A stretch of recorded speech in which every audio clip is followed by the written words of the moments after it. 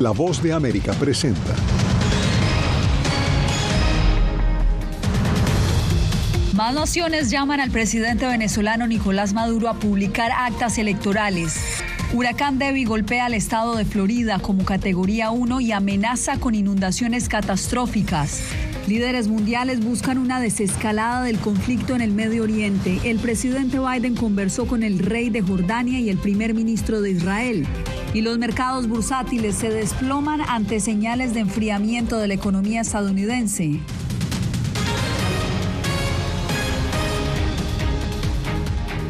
¿Qué tal? Esto es El Mundo al Día. Bienvenidos. A una semana de las elecciones en Venezuela no cesa la tensión debido a la disputa entre el oficialismo y la oposición por los resultados de la contienda presidencial. A su vez, aumentan los países que exigen la publicación de las actas de votación. Adriana Núñez Rabascal en directo desde Caracas. Adriana, ¿qué ha pasado en las últimas horas? Hola, muy buenas tardes. Ha habido nuevos arrestos, incluso el de un alcalde en el interior del país, del partido de la líder opositora María Corina Machado, así como también de defensores de los derechos humanos, de abogados que van a las comisarías a preguntar información sobre los que han sido detenidos en las últimas horas. Mientras tanto, las protestas ya se han calmado. Vemos, por ejemplo, en el caso de Caracas, cómo la rutina se vuelve nuevamente a reencauzar. Hay más comercios abiertos de lo que podíamos hablar el día viernes. Mientras tanto, la presión internacional contra Nicolás Maduro crece y contra el Consejo Nacional Electoral de la comunidad internacional, que pide sean publicadas la totalidad de las actas de votación de la contienda del 28 de julio. Miedo, impotencia e incertidumbre expresan quienes durante una semana han permanecido frente a centros de detención de Caracas, clamando por respuestas. Rosana Avilet teme que a su hijo de 25 años lo envíen a una peligrosa cárcel a las afueras de la capital venezolana. Las autoridades lo señalan de terrorismo por manifestarse contra el resultado electoral. Incluso relata que al joven le exigen responsabilizarse de liderar alteraciones al orden público. ¿Qué le pidieron las autoridades? Que se culpara, que se echara toda la culpa. Y él le dijo que no, que prefiere que lo maten hasta que echarse una culpa que no ha hecho nada. Simplemente por defender sus derechos a su voto. Algunos evitan ser retratados para no complicar el proceso que se le sigue a sus familiares. Esta mujer denuncia que su hermano fue sacado por la fuerza de su residencia como parte de la llamada Operación Tuntún, una estrategia gubernamental para identificar y capturar a quienes el oficialismo acusa de usar redes sociales para generar odio. El Tuntún es que van a las casas, tocan y si no abres te tumban allí, se llevan las personas y no dicen absolutamente nada. El presidente Nicolás Maduro pidió a su militancia recomendaciones para regular Instagram y TikTok, alegando que desde esas plataformas se atenta contra su gobierno. El Goliat del norte. Por eso es que yo hablo de golpes cibernéticos. En este caso, un golpe de Estado ciberfascista criminal. El fin de semana, la líder opositora María Corina Machado reapareció en una concentración en el este de Caracas. Pero el aspirante presidencial Edmundo González no se ha presentado públicamente desde el martes pasado. Este lunes, ambos enviaron un comunicado en el que se puede leer: hacemos un llamado a la conciencia de militares y policías para que se coloquen al lado del pueblo y sus propias familias. Con esta masiva violación de derechos humanos, el alto mando se alinea con Maduro y sus viles intereses. El domingo, el Papa Francisco mostró su preocupación por lo que calificó como una crítica situación. Dirijo un sentido llamado a todas las partes para que busquen la verdad, practiquen la moderación y eviten toda clase de violencia. 7 países de la Unión Europea pidieron a Venezuela publicar las actas de votación para garantizar la transparencia del proceso electoral. El presidente de Francia, Emmanuel Macron, se comunicó con su homólogo Luis Ignacio Lula da Silva para agradecer por la labor de Brasil, Colombia y México para interceder en la disputa. Por cierto que hoy Luis Ignacio Lula da Silva estaba reunido con el presidente chileno Gabriel Boric y Boric dijo que mañana anuncia cuáles son sus decisiones con relación a lo que ocurre en este momento en Venezuela, mientras la oposición sigue denunciando fraude electoral y tener las actas de votación que dan como vencedor a Edmundo González Urrutia. Otro presidente de la región que se ha pronunciado es Bernardo Arévalo, el presidente de Guatemala, que dice que no reconoce a Nicolás Maduro como presidente electo y condena la represión en Venezuela. Era Adriana Núñez, corresponsal permanente de La Voz de América en Caracas. Gracias, Adriana.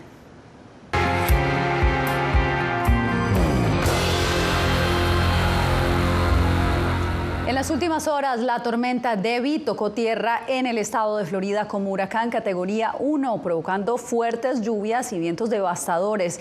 Esto mientras avanza hacia el norte. José Pernalete nos acompaña en directo desde Fort Myers. ¿Cuál es la situación, José?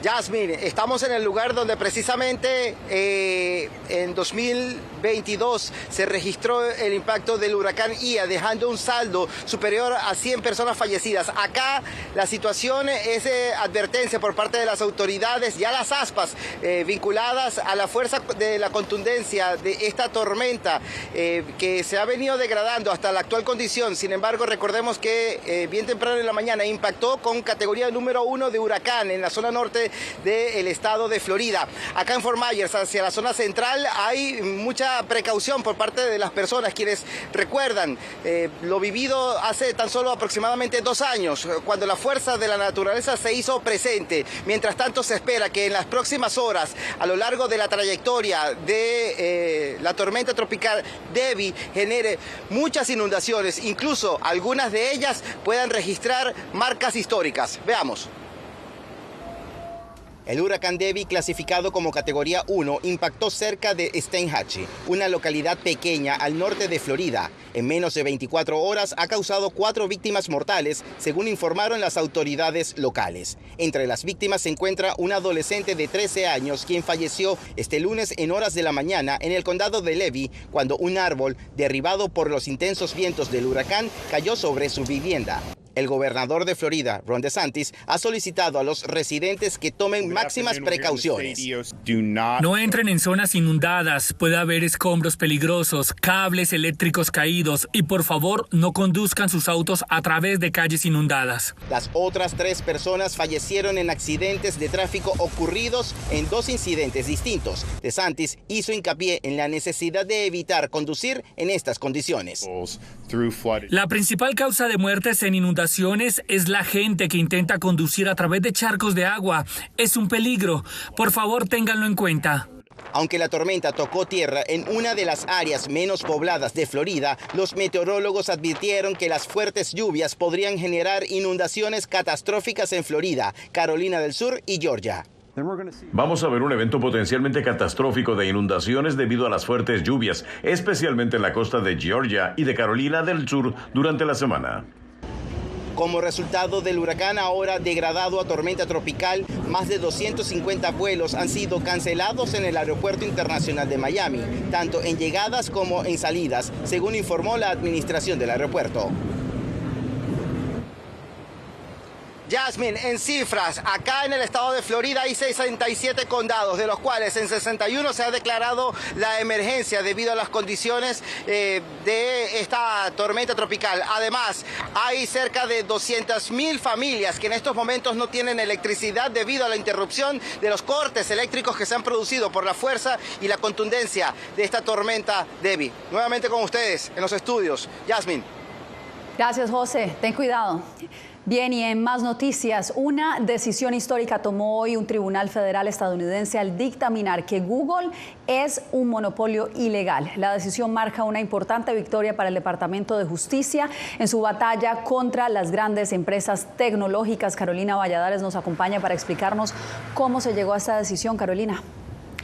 Hola, ¿qué tal, Yasmine? Todo se remonta al año 2020 cuando la Fiscalía empieza a indagar sobre los contratos exclusivos que tiene Google con empresas que fabrican teléfonos y bajo los cuales pues el consumidor cuando compra esos teléfonos, sea de Android o de Apple, pues viene predeterminado como buscador el buscador de Google. Estas pesquisas, insisto, empiezan en 2020 y se lleva a juicio en 2023. Es ahora cuando se conoce esta sentencia histórica. ¿Qué dice Google? Bueno, Google dice que el usuario puede cambiar de buscador utilizador una vez adquiere el dispositivo y que además hacerlo, dicen, era fácil. No obstante, el Departamento de Justicia, el juez, no les ha dado la razón y ha favorecido al gobierno de Estados Unidos en el caso gobierno de Estados Unidos contra Google, porque decía el gobierno de Estados Unidos que Google abusaba de su poder, que rompía la ley, el artículo 2 de la ley Sherman de antimonopolio, y de hecho ya se avecinan muchos más casos porque Estados Unidos considera que estas empresas de tecnología cada vez son más poderosas y no benefician al consumidor, y se avecinan más juicios contra Apple, también contra Amazon y entre otros. Yasmín. Gracias, Carolina Valladares. Los principales índices de Wall Street se desplomaron este lunes, impulsados por los temores de una posible recesión en Estados Unidos. Ángela González, los mercados globales han reaccionado a los índices de desempleo que publicó el Departamento de Trabajo la semana pasada. ¿Qué dicen los expertos y cómo cierran los mercados a esta hora?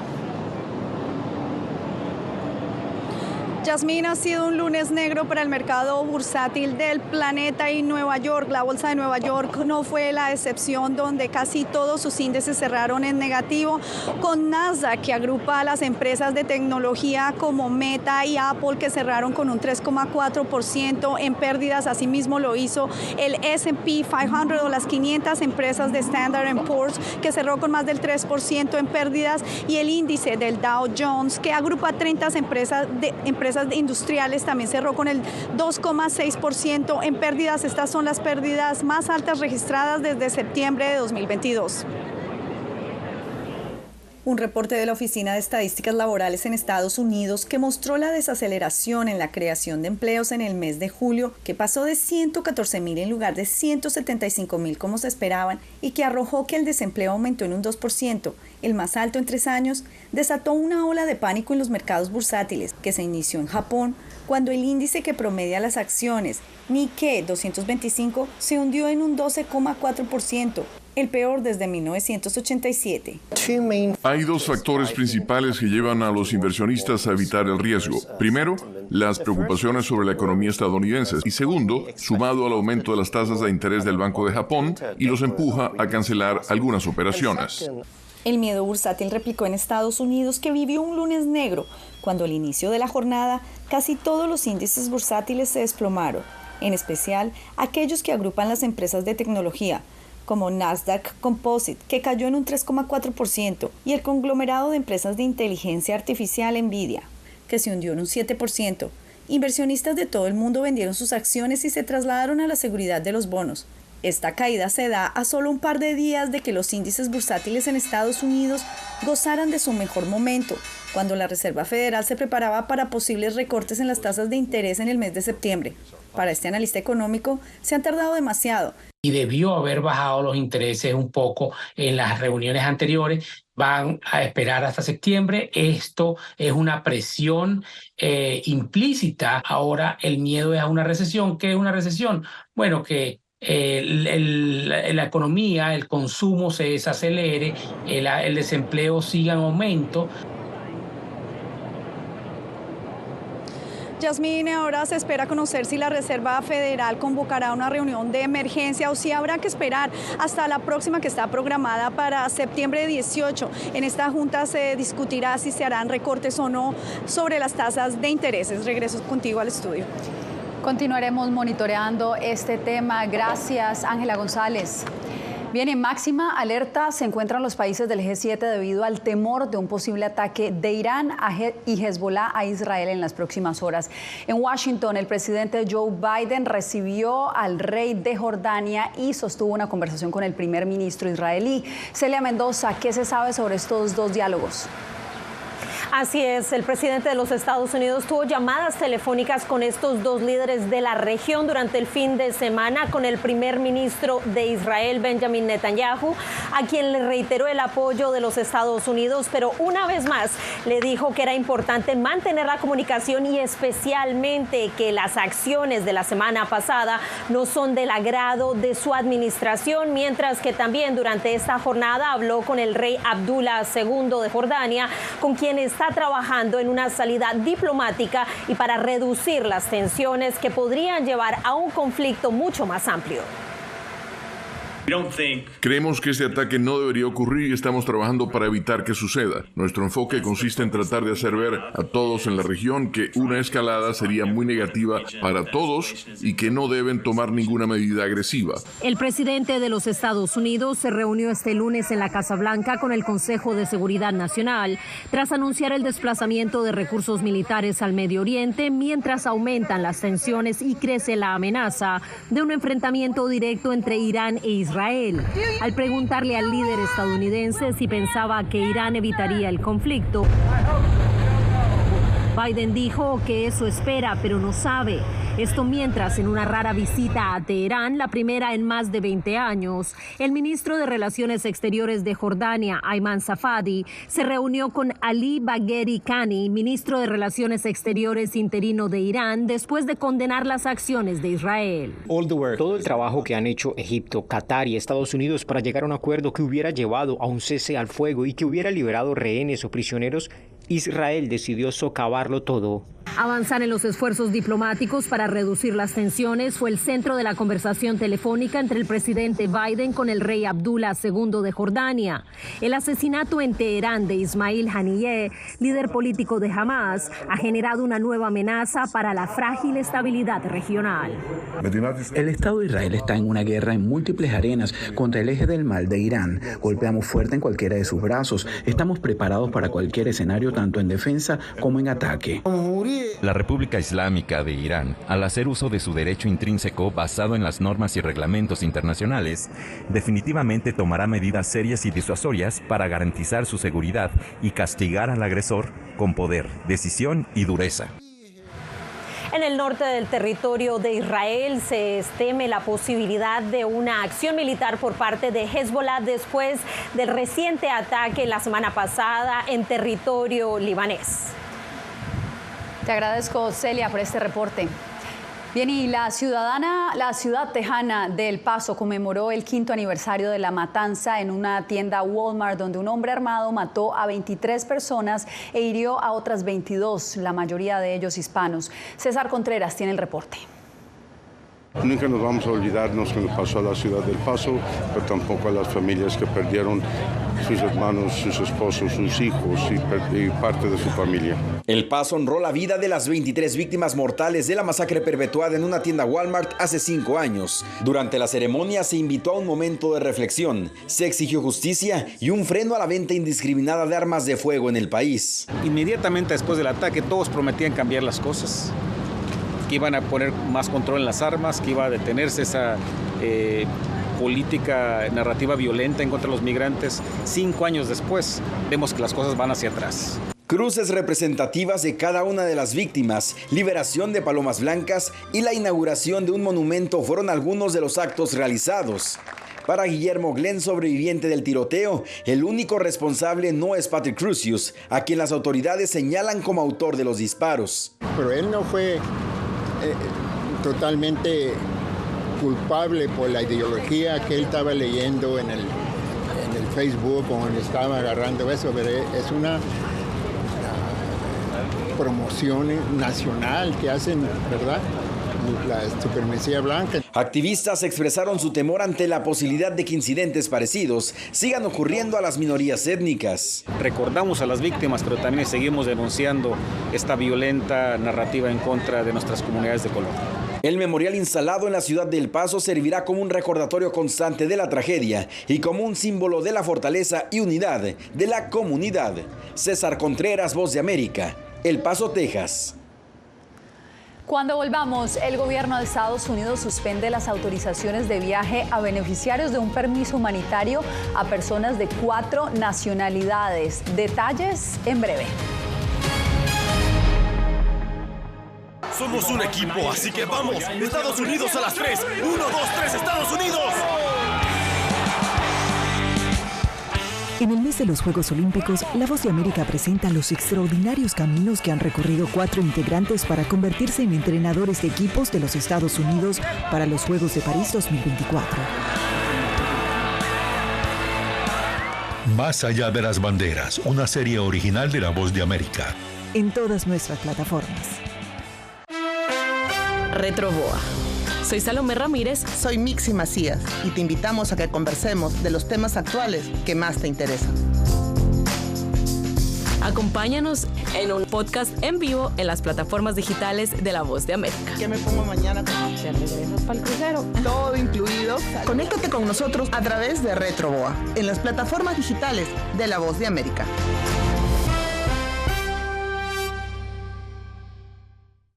Soy Yair Díaz, corresponsal de La Voz de América en Colombia. El reto de informarte de manera veraz, precisa y objetiva en un mundo donde la verdad es cada vez más difusa es lo que me motiva a trabajar en La Voz de América. 5 vehículos militares que recibirá Colombia. Desde las calles de Bogotá, desde donde ocurren las noticias que más te impactan, te informamos de manera independiente para que, con base en hechos, te formes tu propia opinión, porque en La Voz de América la prensa libre importa.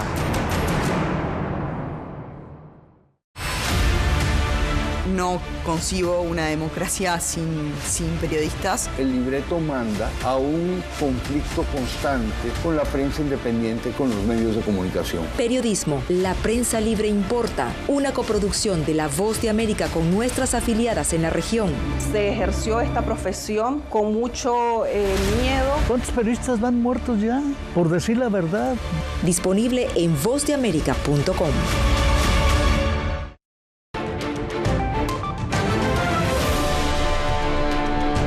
El gobierno estadounidense suspendió indefinidamente las autorizaciones de viaje para beneficiarios de un programa humanitario para ciudadanos de Venezuela, Nicaragua, Cuba y Haití.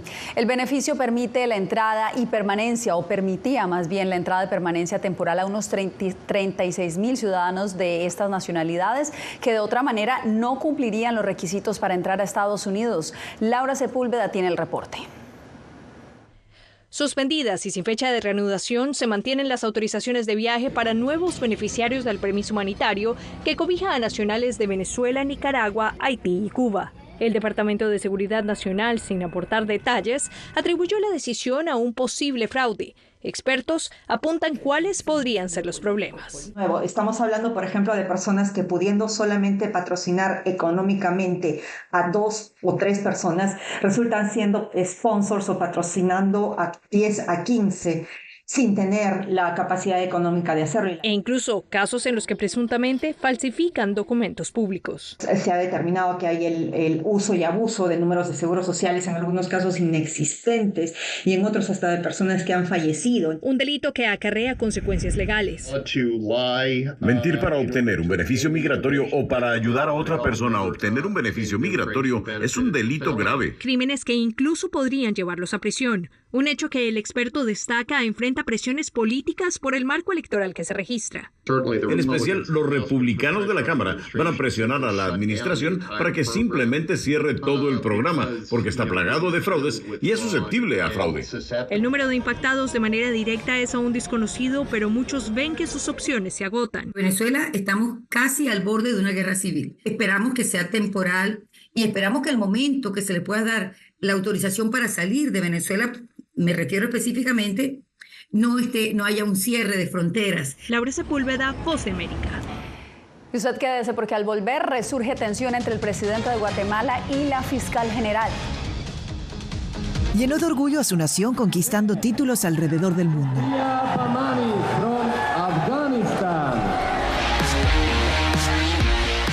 Sin embargo, como mujer que desafía las expectativas de género en Afganistán, su vida, triunfos y carrera están ahora en grave peligro.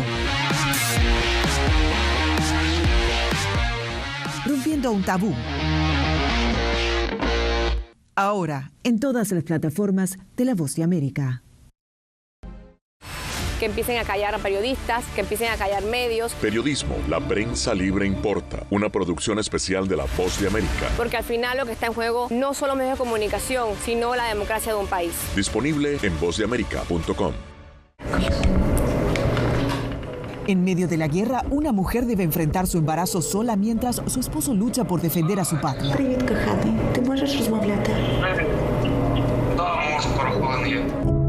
Desde Kiev conoceremos una historia donde la angustia y la esperanza forman parte del día a día. Madre Ucrania.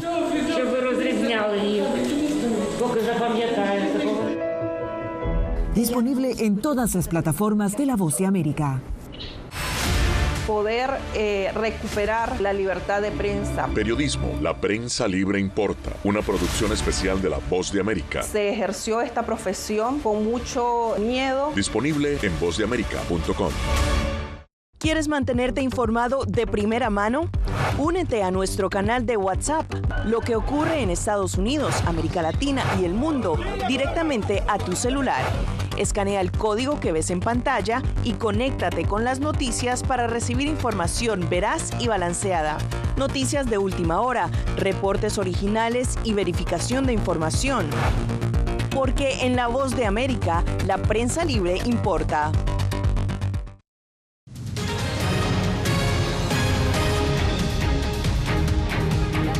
Entre el presidente de Guatemala, Bernardo Arévalo, y la fiscal general Consuelo Porras vuelve a surgir. Eugenia Sagastume nos da el contexto en el que ambos funcionarios se acusan mutuamente de interferir en sus respectivas funciones. Presidente, le recuerdo que nadie es superior a la ley. A la señora Porras como un actor antidemocrático. Estas declaraciones demuestran la tensión que resurge entre la jefa del Ministerio Público de Guatemala y el presidente Bernardo Arévalo, quien la acusa de 2 delitos. He presentado un nuevo antejuicio por los delitos de violación a la Constitución y abuso de autoridad. En respuesta a una solicitud de la fiscal ante la máxima corte del país, la Corte de Constitucionalidad, para que el mandatario sea procesado porque, según la fiscal, ha interferido en la independencia del Ministerio Público. Sin embargo, lo respalda la inmunidad por ser presidente. Eso significa que antes de que el Ministerio Público pueda abrir formalmente una investigación, debería presentar la solicitud de retiro de inmunidad ante la Corte Suprema de Justicia. Mientras, el secretario del Ministerio Público asegura que el Ejecutivo ha mentido. Rechazamos categóricamente todas estas aseveraciones de un ataque sistemático del organismo ejecutivo. Lo único que se busca es impedir las investigaciones del Ministerio Público. La controversia entre la fiscal y el presidente inició después de que Arévalo pasara a segunda vuelta electoral. Pese a que el mandatario ha dicho que pedirá la renuncia de Porras, ella asegura que terminará su periodo al frente del Ministerio Público. En 2022, Estados Unidos incluyó a Porras en la lista de actores antidemocráticos. Eugenia Sagastume, Voz de América, Guatemala. Hacemos una nueva pausa, pero usted no se mueva, volvemos con más. Soy Gonzalo Abarca, presentador de La Voz de América. Cada semana, desde nuestro programa Foro, programa de análisis y debate, vamos más allá de la noticia, con los temas de interés que ocurren en Estados Unidos e impactan en toda la región. Desde La Voz de América, tengo el privilegio de moderar debates y confrontar ideas diferentes. Así nuestra audiencia se puede formar su libre opinión y tomar sus decisiones bien informadas. Porque en La Voz de América, la prensa libre importa. El crimen organizado asesinaba a los chicos y luego cremaba los cuerpos. Periodismo, la prensa libre importa, una coproducción de La Voz de América y Latina. Sí que es complicado hablar acá de libertad de expresión. Disponible en vozdeamerica.com. Soy Divanicet Cash, periodista y presentadora de La Voz de América. Ir más allá de la noticia, escuchar las voces de las minorías y de las comunidades más vulnerables para informar sobre sus necesidades y logros es mi pasión. Económicas se ven obligadas. Desde Washington, visibilizar la diversidad étnica de Estados Unidos y de la comunidad hispana es parte de una pasión que compartimos en La Voz de América, donde la prensa libre importa. Que empiecen a callar a periodistas, que empiecen a callar medios. Periodismo, la prensa libre importa. Una producción especial de La Voz de América. Porque al final lo que está en juego no solo medios de comunicación, sino la democracia de un país. Disponible en vozdeamerica.com.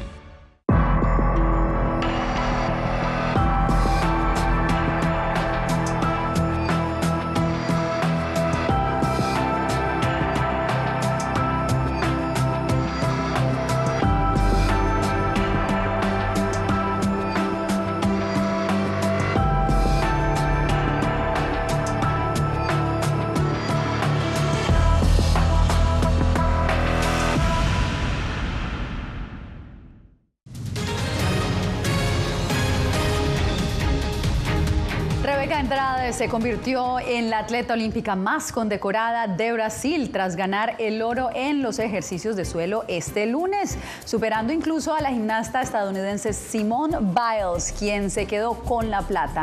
Además, el colombiano Ángel Barajas, con solo 17 años de edad, ganó la primera medalla olímpica para Colombia al obtener plata en la barra fija.